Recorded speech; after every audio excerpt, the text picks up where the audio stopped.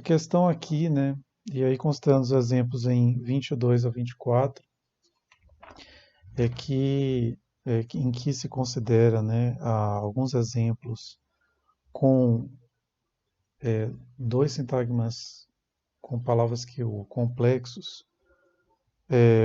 Então a gente tem, né, em vez de who e what, which man e which picture that Harry bought. Nesses casos, não há diferença, não tem como prever uma diferença entre estrutura de superfície e forma lógica, exceto quando há um movimento de dois sintagmas com palavras QU, né? E aí vai se considerar exatamente, né, que os dois se movem, um abertamente, outro cobertamente, para satisfazer esses traços de interrogação parcial. E aí a gente preveria uma diferença entre estrutura de superfície e estrutura profunda, né? Porque de fato a frase em 24, que é which man said he liked which picture that Harry bought, é a gramatical. E essa gramaticalidade seria prevista no nível de estrutura de superfície, não no nível LF, né? Forma lógica. Então, só esse tipo de exemplo seria definitivo para considerar a estrutura de superfície como nível crucial para a teoria da ligação, em vez da forma lógica. E lembrando que o que a gente quer é, sim, transferir para a forma lógica essa responsabilidade, né? E só que essa evidência, então, é muito limitada, porque eu estou dependendo de um só exemplo. O movimento é do sintagma inteiro para o especificador do CP, né? Então, eu estou considerando que os dois sintagmas inteiros, que é which man e which picture that Harry bought, se movem inteiros para o CP. Se eu considerasse, em vez disso, né, que which picture that Harry bought, eu só preciso mover a palavra que é which, né, eu não teria nenhum problema, no sentido do princípio C, porque eu estou relembrando, né? A gramaticalidade da frase é trazida por causa da coindexação entre he e Harry. No caso, Harry é ligado, sendo que não poderia ser ligado porque é uma entidade, entidade de referência própria, né? Então, aqui a frase acaba sendo agramatical também em LF. Então, a gente pode ainda considerar, né, que é na forma lógica que essa decisão é tomada. E aí alguém poderia perguntar, bom, mas existe alguma evidência independente para se postular que a palavra QU se move sozinha, nesses casos em que ela é complexa, né, em que ela está dentro de um sintagma nominal, que tem uma oração relativa e tudo mais? Então a gente tem sim alguns exemplos como o francês, né? Em que é possível, por exemplo, eu movimentar um quantificador, às vezes junto do sintagma nominal, que ele modifica, ou sozinho. Então eu posso dizer combien de livres a-t-il consulté, né? Quantos livros ele consultou, ou combien a-t-il consulté de livres, que é quantos ele consultou de livros. Então, combien, que é quanto, se move sozinho. Tem exemplos também em alemão semelhantes a esse. Aí a gente tem aqui outro aspecto, né, que é a teoria do movimento, que é o seguinte, né,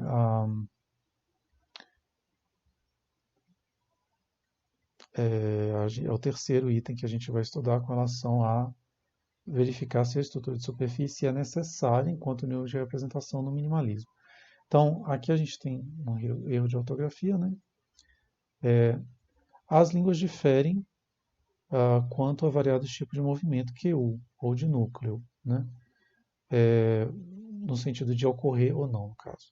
Então a gente tem uma diferença entre o inglês e o chinês, por exemplo, o mandarim, em que em inglês a palavra QU se move, né, abertamente, e em chinês não.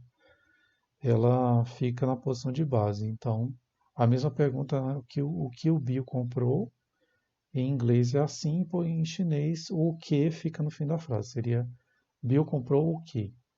E com relação ao movimento de núcleo, no movimento do verbo, também a gente observa diferenças entre as línguas. Em inglês, aparentemente o verbo não se move, porque ele fica à direita do advérbio often, o advérbio de frequência. Em francês, é o contrário, né? O verbo aparece à esquerda do advérbio de frequência, souvent. Jean boit souvent du vin. Ah, então a gente tem o seguinte, né, que uma maneira de resolver isso envolve postular que não há variação em forma lógica, que nos casos em que há movimento podemos ver o que ocorre em forma lógica. O que isso quer dizer? Que no minimalismo inicial, né, o que se considerou? Que o movimento ocorre em todas as línguas. Se ocorre numa língua, ocorre em todas. Só que numa ela ocorre abertamente e outra ela ocorre cobertamente. Então é como se é isso que se propõe então para o caso para essa diferença entre chinês, onde tem movimento para o inglês que não, ou desculpa, inglês que tem, o chinês que não tem, e o francês que tem, o inglês que não tem no caso do movimento do verbo. Em vez de movimento antes ou depois da estrutura de superfície, passamos a dizer que o movimento aberto se deve a traços fortes e o coberto a traços fracos. Então,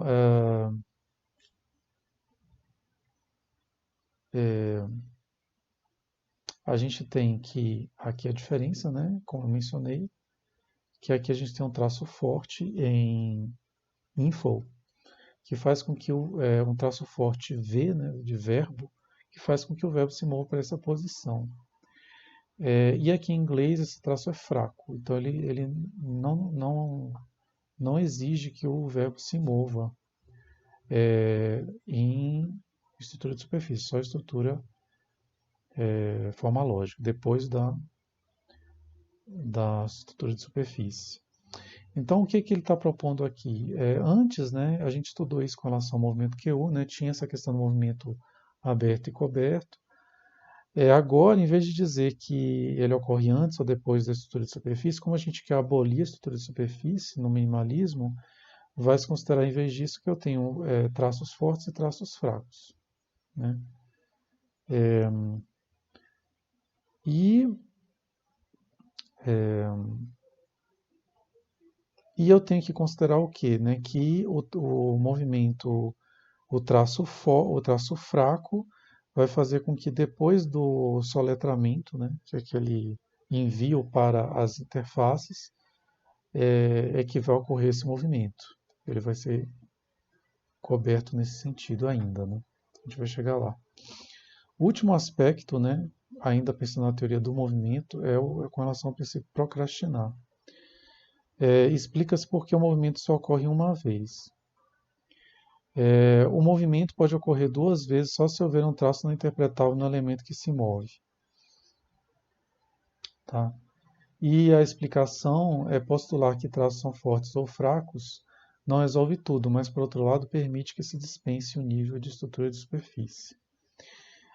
Então, o princípio procrastinar, eu já mencionei, né, quando se falou, não sei se eu mencionei, mas quando eu falei do movimento aqui, quando eu tenho dois sintagmas QU, duas palavras QU, que em inglês, na verdade, só se exige, né, em português também, que haja um movimento. O outro deixa para depois, a ideia do procrastinar. Exceto, né, se o traço não interpretável estiver no elemento que se move, ou seja, não lá em C, na categoria funcional, mas no elemento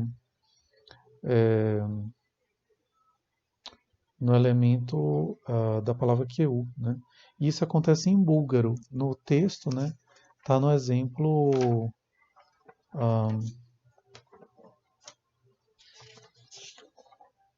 exemplo 40, tá?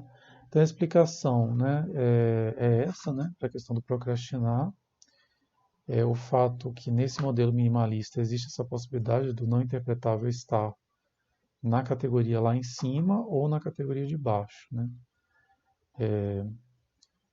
E aí, essa questão que alguém pode colocar, né? Será que você não está trocando 6 por meia dúzia ao usar traço forte e fraco, em vez de dizer que o movimento é coberto e encoberto, que está antes ou depois da estrutura de superfície?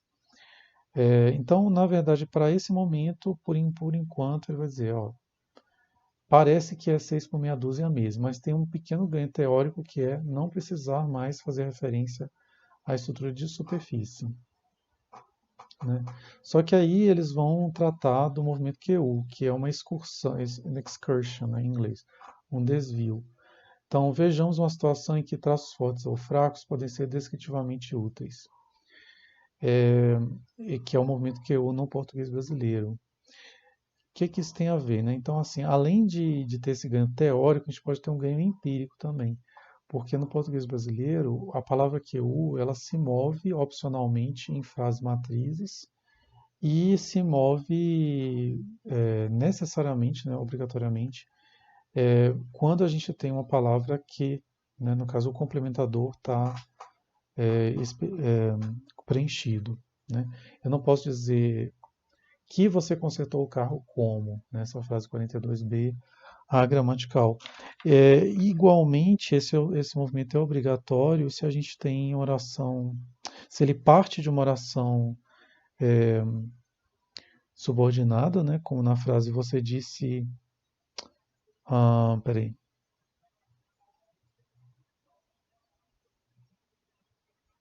Não, na oração subordinada tem a questão que ele é opcional também. Se ele parte de uma oração subordinada, então, por exemplo, que livro você disse que ela comprou, ou você disse que ela comprou que livro. Porém,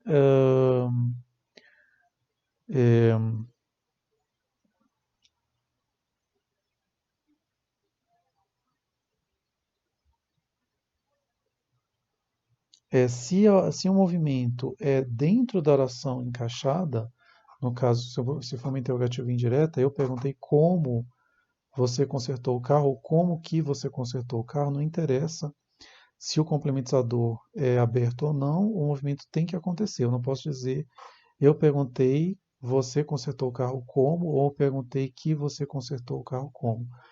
As duas são agramaticais.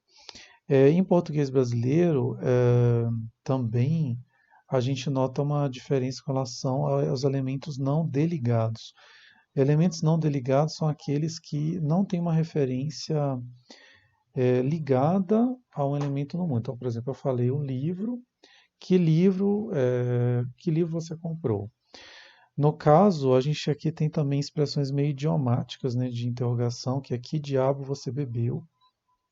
Então, mesmo que você tenha um sintagma nominal do lado do que, né, no caso que diabo, esse que diabo não se faz referência realmente a um diabo, né, mas é uma pergunta meio de gíria, vamos dizer assim, meio enfática, e nesse caso ela não é deligada, ou seja, não é ligada discursivamente a um diabo que foi mencionado no discurso.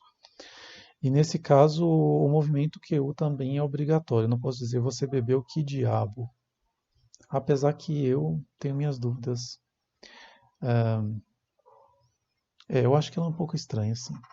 Então aí eles vão explicar isso, né, dizendo que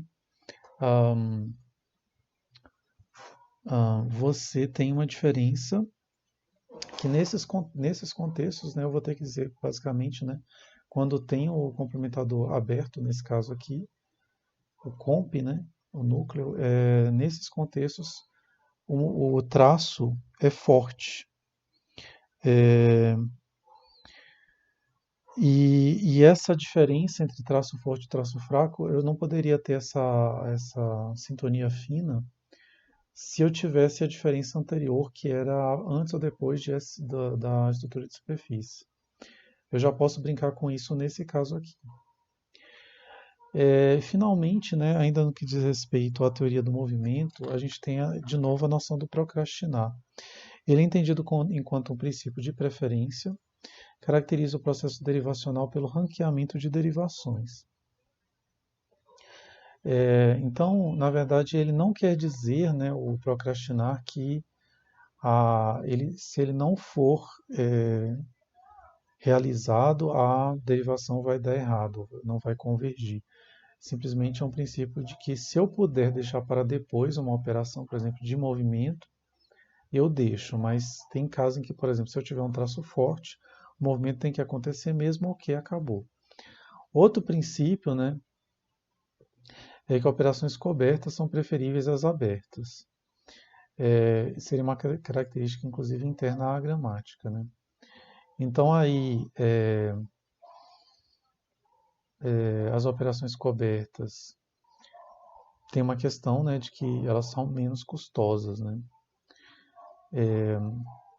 E então a grande conclusão que se chega nessa parte do texto, né, é que a distinção entre operações cobertas e abertas por si só não é suficiente para postular a estrutura de superfície, porque a gente pode jogar essa responsabilidade para a operação de soletração, que é a maneira como alguns traduzem a operação spellout, né, que é uma operação que envia materiais, né, para as interfaces, fonética e lógica. E, inclusive, ela não precisa ocorrer uma única vez, no mesmo ponto da derivação, que na verdade é isso que nos fazia acreditar que havia uma estrutura de superfície, né? Ela pode ocorrer mais de uma vez, enviando materiais por partes, né? Inclusive. Bom, não sei se está muito claro até aqui. Aí, outro escrúpulo minimalista, né? Ainda falando de escrúpulos minimalistas, só que agora repensando a estrutura profunda. Então, nós vimos por três tipos de dados, né? Que em três tipos de teorias, a teoria do caso, a teoria da ligação e a teoria do movimento, que seria necessário, seria possível, né, excluir o nível de representação de estrutura de superfície. Agora a gente pode olhar para a estrutura profunda, que seria a outra que queríamos cancelar. Então nós temos aqui, né, a estrutura de profunda sendo relevante para dois módulos da teoria da agência e ligação, a teoria temática e a teoria X-barra. Ela é vista como local onde se obtém a recursividade, ou seja, uma categoria pode ser dominada por outra e assim por diante. É o local de saída de regras de estrutura sintagmática e inserção lexical. Ok? E os aspectos estudados são, né, a recursividade, a operação merge, os aspectos que são estudados aqui nesse texto, a diferença entre controle e alçamento, desculpa, a derivação de orações relativas livres, que em inglês poderiam ser traduzidas como orações sem cabeça ou headless.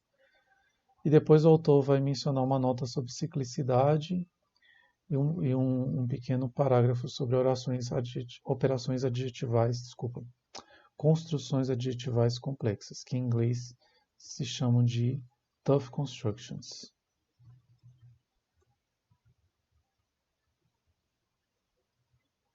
Tá?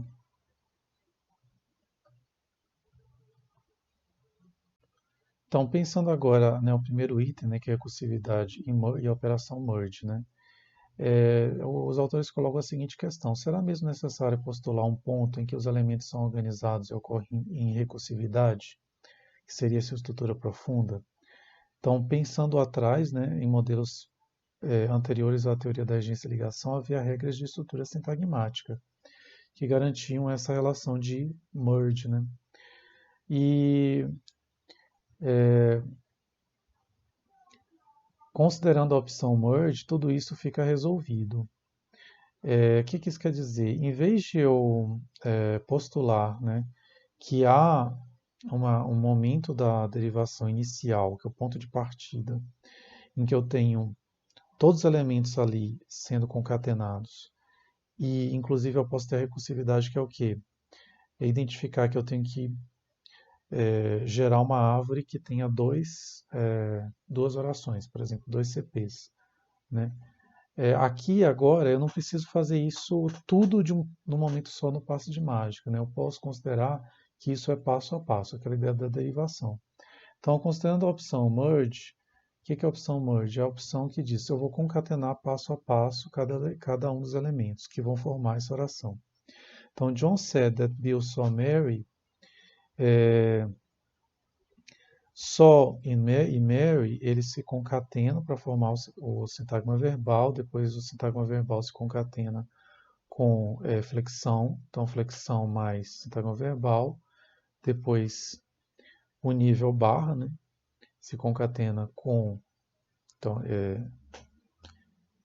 com o sujeito, depois a gente tem o sintagma IP, né, se concatenando com o complementador that, depois eu tenho a oração inteira CP se concatenando com said, que é o verbo da oração matriz.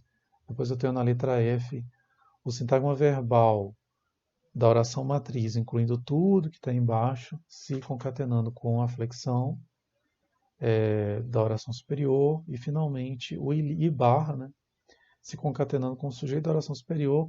E aí eu tenho toda essa frase tendo sido derivada. John said that Bill saw Mary.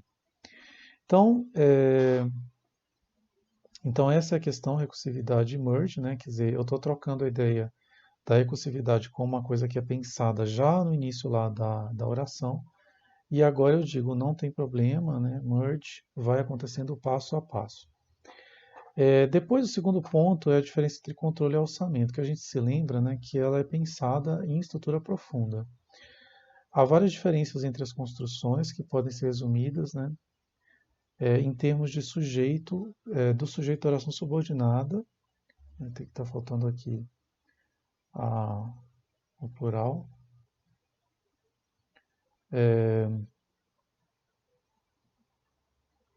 Então, do sujeito da oração subordinada, ter um papel semântico quanto ao predicado subordinado e o principal. Então, a gramaticalidade da sentença se relaciona ao critério temático.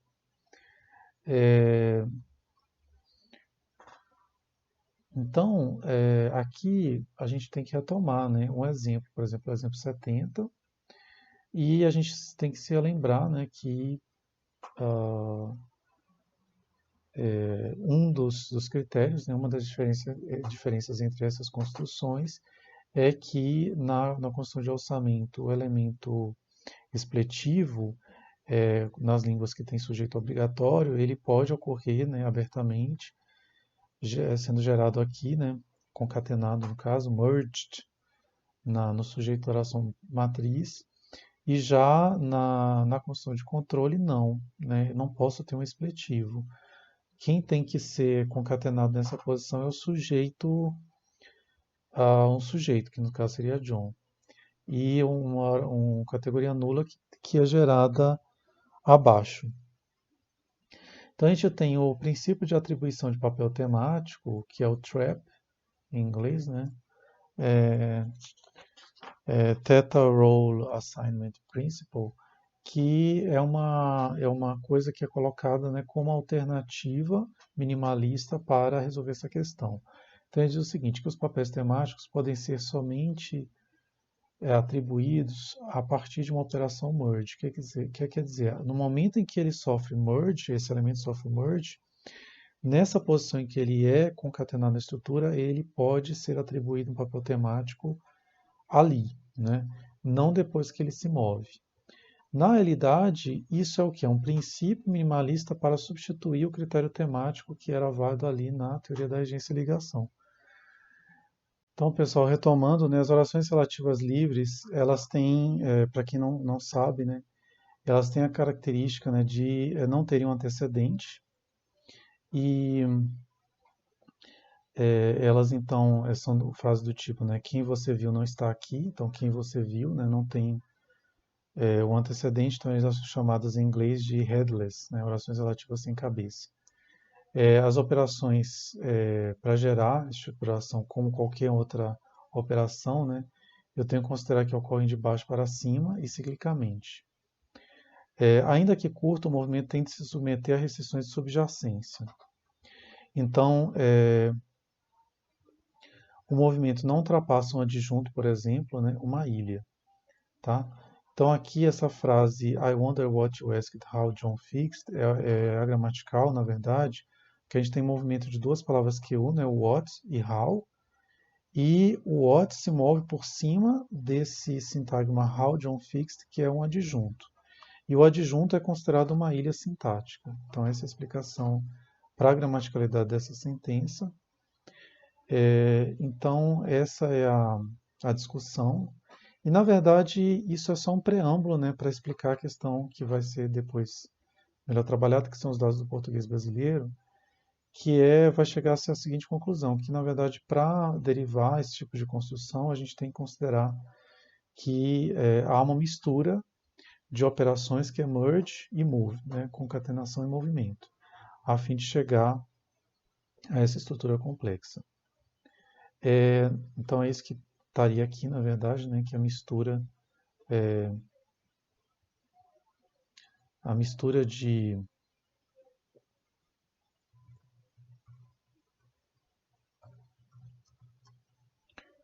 operações.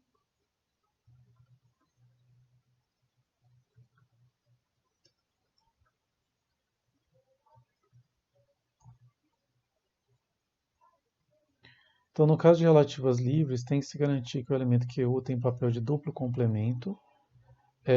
Então, ele funciona como complemento de conversa e de concorda, né? Aqui são os dados que realmente interessam, no caso, para esse momento em que a gente está repensando a estrutura profunda.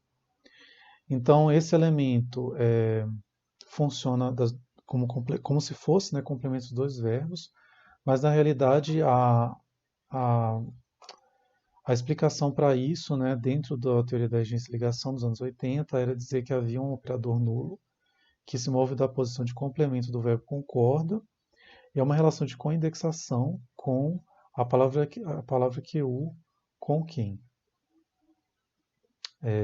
que seria gerada com objeto de conversa, né? E aí, essa ligação, né, então, entre a referência de com quem e a posição de objeto do verbo concorda seria feita por esse operador nulo. Agora, a gente tem um problema com essa explicação, porque, por definição, operadores nulos são DPs, são sintagmas nominais. E a gente tem aqui uma coindexação entre um operador nulo e um sintagma preposicional. Na realidade, se a gente vê os dados do inglês 87, a gente nota que exatamente quando a gente tem um movimento do sintagma preposicional, ele se torna agramatical. Mary left at the person John was looking, né?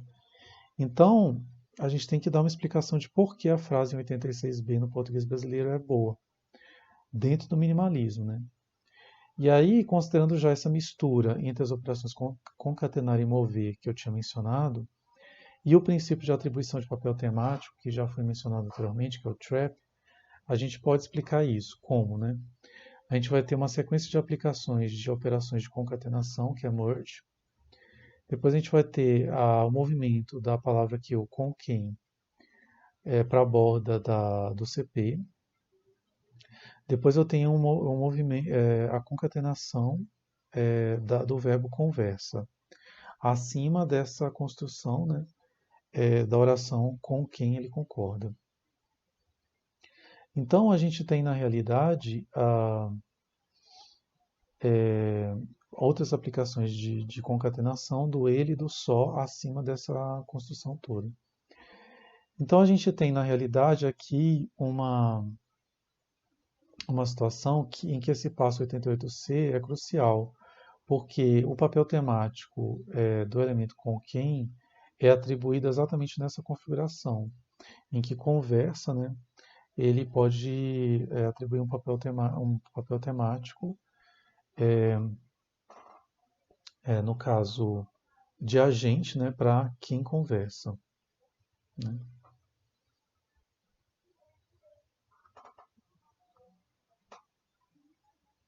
Aqui também teve um outro detalhe que talvez vocês não tenham percebido, que como esse elemento se move para cá e aparentemente não tem operador nulo nessa representação, teria um problema inicialmente, né, com relação à teoria temática, porque,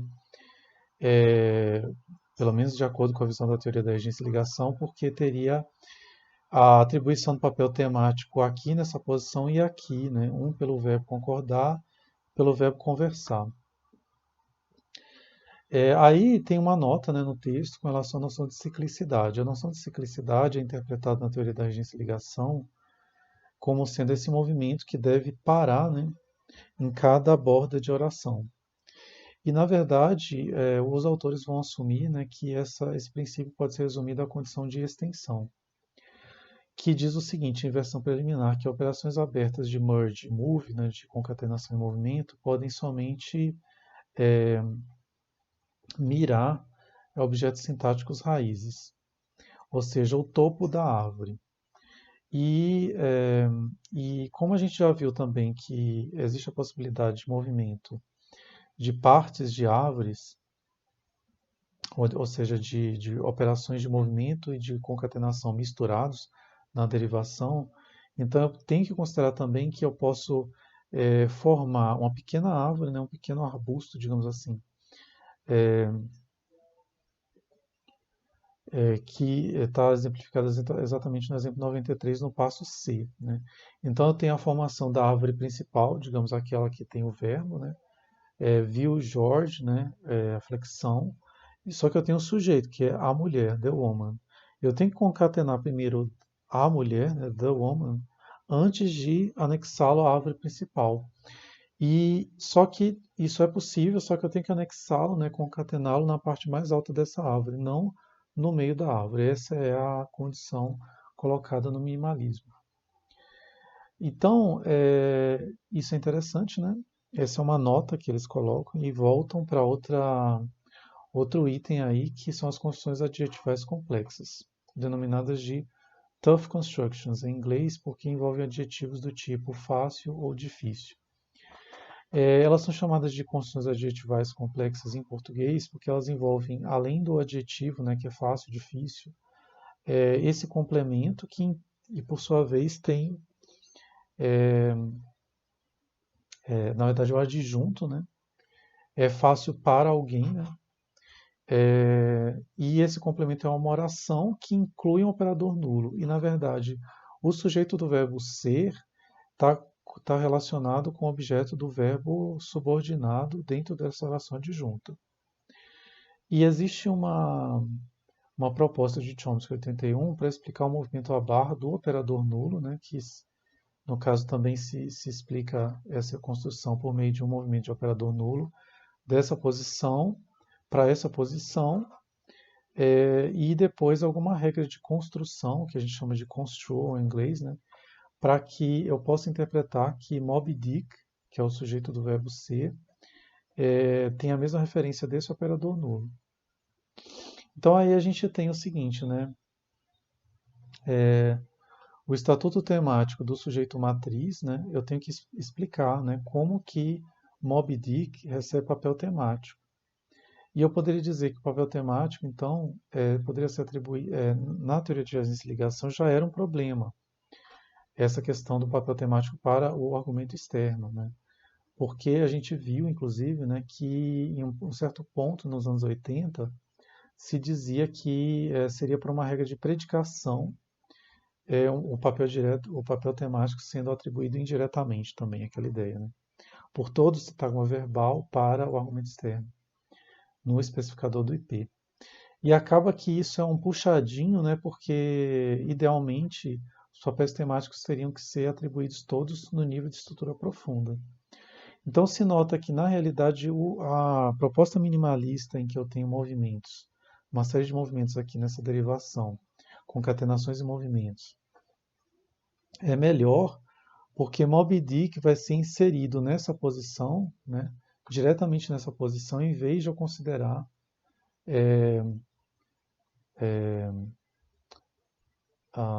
Então, eu posso explicar, né, que esse verbo atribui papel temático diretamente a esse elemento, né, sem considerar essa regra de construção em que Moby Dick e o operador nulo são coindexados, né, tem a mesma referência. Então a gente tem finalmente aqui outra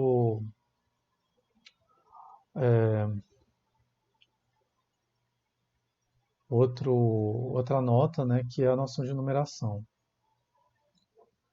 Então a numeração é vista como o quê, né? Alguma coisa que fica no lugar da estrutura profunda. A estrutura profunda era uma maneira de explicar essa questão do ponto de partida, da derivação. E aqui, então, o minimalismo coloca no lugar esse conjunto de itens lexicais que formam pares, com a noção de numeração. A partir da numeração eu formo a derivação. Então eu posso ter aqui uma numeração inicial, em que eu tenho um item might, dois itens that, um item by, um item woman e um item k. Que no ponto linha, né, eu posso tirar o item k e eu zero aqui o número de vezes que o item aparece nessa numeração. E assim por diante até formar toda a derivação da frase. Essa derivação, na realidade, deve considerar também categorias funcionais, tá? Para que ela seja, para que ela funcione, né? Eu acho que talvez vocês tenham percebido isso em derivações anteriores que foram mostradas ah, aqui nos slides. Então a situação até aqui, em resumo, né, é que a arquitetura da gramática é visada, então, é que a gente pode manter então o modelo T da gramática, só que excluindo o nível de estrutura profunda e estrutura de superfície. Em vez da estrutura profunda, a gente tem a numeração, né, que não chega a ser um nível de representação, mas só um repositório lá de itens lexicais. Né. Ele não é um nível dentro da sintaxe, é um nível, digamos assim, no léxico. Né. E a gente tem uma operação de spell out, que é a operação que a gente pode trazer como soletração, que divide a informação da sintaxe, né, e distribui para o nível de LF e o nível de PF. Né. E aí sim são os níveis de representação considerados aqui, os níveis de interface. E spellout não necessariamente ocorre uma vez só, né? Então, inclusive por isso, a gente não precisa considerar isso. O spellout, na verdade, é uma operação, não é um nível de representação. Essa é a grande diferença. E a gente tem aqui, finalmente, né, algumas condições gerais sobre os objetos sintáticos que devem ser levados em consideração na abordagem minimalista. O primeiro deles é a condição de inclusividade, que o objeto lambda, que é gerado no nível de LF, né, de forma lógica, deve ser construído somente a partir de traços dos itens lexicais que aparecem na numeração. Então, não posso ter uma numeração extra ou um item que eu tiro da minha cartola para lidar com essa questão. E outra é a condição de uniformidade, que diz o seguinte, que as operações disponíveis no componente coberto devem ser as mesmas disponíveis na sintaxe aberta. Essa condição de uniformidade, ela se coloca então, né, que tem muito a ver com essa questão que a gente viu dos traços fortes e fracos, né, por exemplo.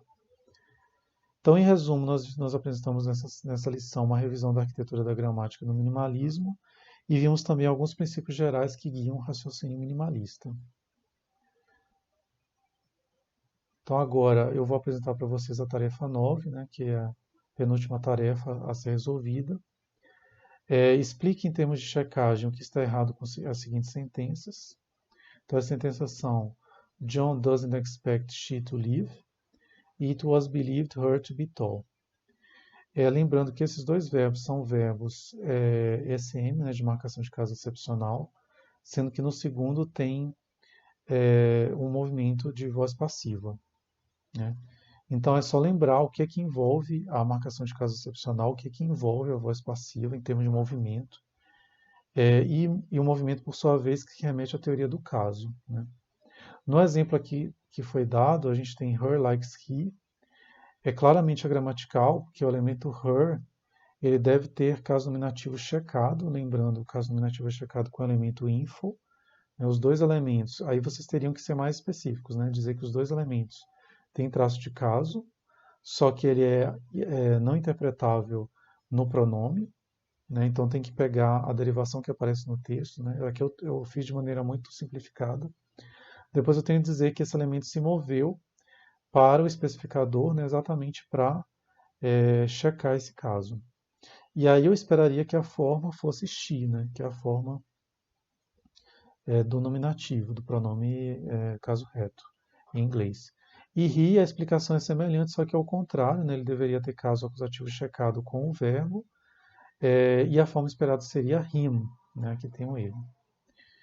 Então, vocês podem fazer uma explicação semelhante, lembrando que tem que ser mais detalhado do que isso que eu apresentei aqui, né? Tem que apresentar a frase com os elementos que checam o caso, né? Nos dois elementos, e explicar isso. Na questão 2, né, em A abaixo, de si mesmo é ambíguo, pode tomar como antecedente sujeito matriz ou encaixado. Então discuta se e como tal assimetria pode ser capturada em cada uma das perspectivas para um movimento coberto QU. Movimento sintagma inteiro ou só elemento QU. Tá? Lembrando que a gente viu essas duas possibilidades na lição. Né? Então a questão é a seguinte, né? De que foto de si mesmo Bruno disse que João gostou? Em que eu tenho um movimento de todo esse sintagma complexo, né? De que foto de si mesmo, movimento QU. Porque tem a palavra QU aqui, de que foto. E aqui eu tenho a possibilidade de que de si mesmo, né, seja ligado tanto por Bruno quanto por João. Lembrando que essa ligação, né, é explicada na teoria da ligação, é explicada, né, na estrutura S, mas agora a gente está tendo que explicar em LF. E a questão é explicar agora por que a ligação não pode ocorrer, né, entre quem, que no caso é o sujeito de disse, e de si mesmo, né? Considerando aquilo que a gente viu das operações de movimento e concatenação no âmbito do minimalismo. A gente tem a questão 3, né? A gente tem a análise padrão de sentenças como um A abaixo, é que o movimento QU ocorre de maneira cíclico-sucessiva para cada spec CP, como se vê em 1B, né? Então aqui está demonstrando que what do you think John bought? O what se move primeiro para o especificador do CP de baixo, depois ele se move para a oração de cima. Assumindo-se que o movimento QU é desencadeado pela necessidade de checar um traço QU forte, né, quando a gente vê que ele acontece, que outras assunções devem ser feitas para derivar um A. Né? Essas soluções previnem a sobregeração de estruturas, como em 2, então previnem que eu não tenha uma oração como essa, em que eu tenho o movimento do what somente para a oração de baixo, e eu teria que supor, né, que há um movimento coberto do what para a oração de cima, ou seja, um traço fraco, talvez. Essas soluções, então, essa é a questão, né? Se não, tente formular uma alternativa correta para 1 e 2, ok? Então, essa vale 3 pontos, é um pouco mais difícil. A questão 4, né, a gente tem o seguinte, em francês, o movimento QU opcional se ocorre dentro de uma oração matriz, mas não se originar de uma oração subordinada, como se vê em 1 e 2 abaixo. Então a gente tem qui as-tu vu, tu as vu qui, seria correspondente a esses exemplos à situação do português brasileiro. Né? Quem você viu quem. Agora, na oração subordinada, né, qui a dit Pierre que Marie a vu, Pierre a dit que Marie a vu qui. Né? Essa frase é a gramatical. Interessante que nesse caso não é totalmente paralelo ao que ocorre no português brasileiro. Porque no português brasileiro tem movimento, tem essa possibilidade de mover um elemento QU ou deixá-lo in situ. Né? Pierre disse que Maria viu quem? Né? Então, será que uma análise da linha do que foi proposto para o português brasileiro no texto pode ser estendida para os dados do francês? Eu já estou dando uma dica de que não. Né? Então, tente formular uma perspectiva alternativa para explicar essa diferença.